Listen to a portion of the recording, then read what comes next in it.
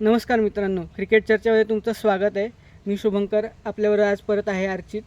तर आपण कालच्या मॅचबद्दल बोलायला आलो परत. कोलकाता वर्सेस हैदराबाद खूप वन सायडेड मॅच झाली. आपल्याला वाटलं होतं की खूप मजेदार मॅच होईल, विस्फोटक मॅच होईल, कारण दोन्ही टीम तशा होत्या. पण तसं काही झालेलं नाही आहे. वन सायडेड मॅच झालेली आहे, कारण मिचेल स्टार्कनी 3 विकेट घेतल्या. हो, त्या 3 विकेट पण खूप महत्त्वाच्या होत्या. त्या म्हणजे ट्रॅव्हिस हेडची खूप मोठी विकेट घेतली, ज्याने दुसऱ्याच चेंडूला त्याला बोल्ड आउट केलं. नंतर नितीश कुमार रेड्डी आणि शाबाज अहमदला पहिल्याच बॉलला बोल्ड केलं. आणि त्यांनी दाखवून दिलं की त्याला एवढे 24 करोड का मिळाले होते ऑप्शनमध्ये.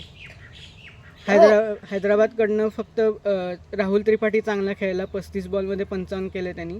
आणि नंतर पॅट कमिन्सनी 30 रन केल्या म्हणून ते 160पर्यंत तरी पोचले, नाही तर 130लाच आऊट झाले असते.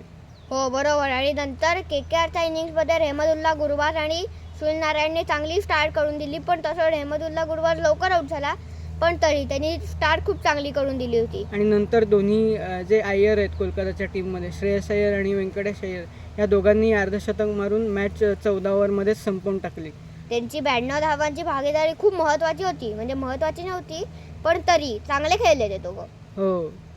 आणि बघितलं तर रन रेट एवढा हे करत नव्हता, मॅटर करत नव्हता, तरी ते दोघं चांगले खेळले आणि संपवून टाकली मॅच. त्यांचा असा उद्देश असायचा की जायचं फायनलमध्ये, ते थाटात जायचं. हां, आता ते आरामात मस्त थाटात पोचलेले आहेत चेन्नईमध्ये फायनल खेळायला. आता बघूया त्यांच्याबरोबर कोण फायनल खेळेल. आज एलिमिनेटर आहे RCB वर्सेस RRची. आता जो एलिमिनेटर जिंकेल तो हैदराबादशी क्वालिफायर 2 खेळेल, आणि मग क्वालिफायर 2 जो जिंकेल तो कोलकाताबरोबर चेन्नईमध्ये फायनल खेळेल. हैदराबादला अजून एक संधी आहे त्यांना दाखवून देण्याची की आम्ही कोण आहोत ते. हां, भेटूया पुढच्या व्हिडिओमध्ये. तोपर्यंत तुम्ही लाईक, शेअर आणि सबस्क्राईब करा.